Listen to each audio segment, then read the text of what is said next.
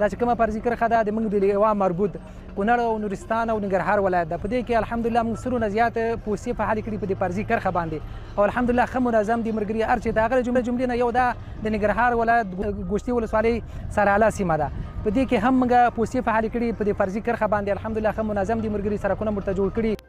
د افغانستان د ملي دفاع ځوان وزیر مولوي محمد یعقوب مجاهد د ډیورنټ په سرحدي کرښه کې ځوان وزیر مولوي محمد یعقوب مجاهد پر ډیورنټ فرضي کرښه 90 امنیتي پوستې جوړې کړي. سرحدي ځواکونو ژمنه وکړل چې د خپلې خاورې دفاع د سر په بیه کوي او هیڅ هیواد ته دا اجازه نه ورکوي چې په افغان خاوره کې مداخله یا لاسوهنه وکړي.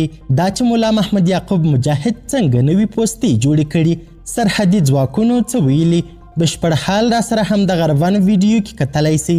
سلامونه قدرمنو لیدونکو، مشال پریس یوټیوب چینل ته مو هرکلی کوم. د افغانستان اسلامي امارت په ډیورنټ فرضي کرښه کې تازه 90 پوستې جوړې کړي. د طالبانو تر کنټرول لاندې حریت راډیو پر خپل ټویټر پاڼه لیکلي د اسلامي اردو ځواکونه له افغانستان څخه دفاع ته بشپړ چمتو دي. ختیځ زون کې سرحدي مسؤلین وایي چې مجاهد ځواکونه د اسلامي نظام او د خاورې ساتنې لپاره هر ډول قربانۍ ته چمتو دي او د هیڅ چا تجاوز بې ځوابه نه پرېږدي.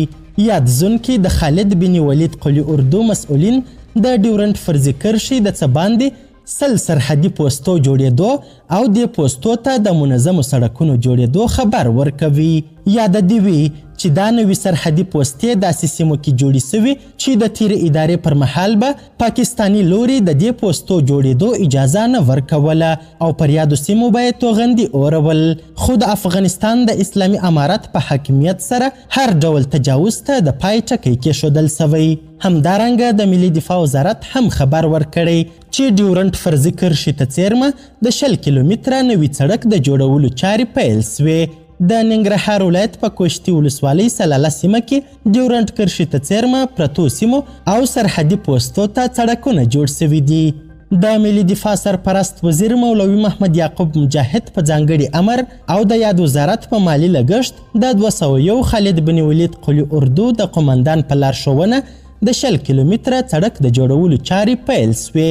د مسؤلینو په وینا د دې سړک ګټه فرضي کرښې ته څیرمه میشتو ولسونو او سرحدي ځواکونو ته رسیږي. چارواکي دغه راز زیاتوي چې فرضي کرښې ته څیرمه ټولې پوستې فعالې او سرحدي ملي ځواکونه پکښې میشت دي چې په لوړ مورال سره د اسلامي نظام استحکام او د هیواد له لویشتې خاورې څخه په میړانه دفاع او ساتنې ته بشپړ چمتووالی لري. د یادې سیمې قومي مشرانو او ځوانانو د قلی اردو د قمندان او مسؤلینو څخه د مننې ترڅنګ له اسلامي امارت څخه کلک ملاتړ اعلان کړ. د طالبانو یو تن مبارز پر خپل فیسبوک پاڼه لیکلي پاکستان د یوې پوستې پر سر جنجال جوړ کړ او دروازه یې بنده کړه، خو شملورو پرون 100 پوستې نوي جوړې کړي او پر نورو هم کار روان دی. قدرمنو لیدونکو، د ویډیو له کتلو مننه مننه. د لا زیاتو او نور لحظه پر لحظه خبرې مطالبو لپاره زموږ همدغه مشال پریس یوټیوب چینل سبسکرایب کړئ. تر بیا او بلې ویډیو ښه وخت ښې چارې. د الله په امان.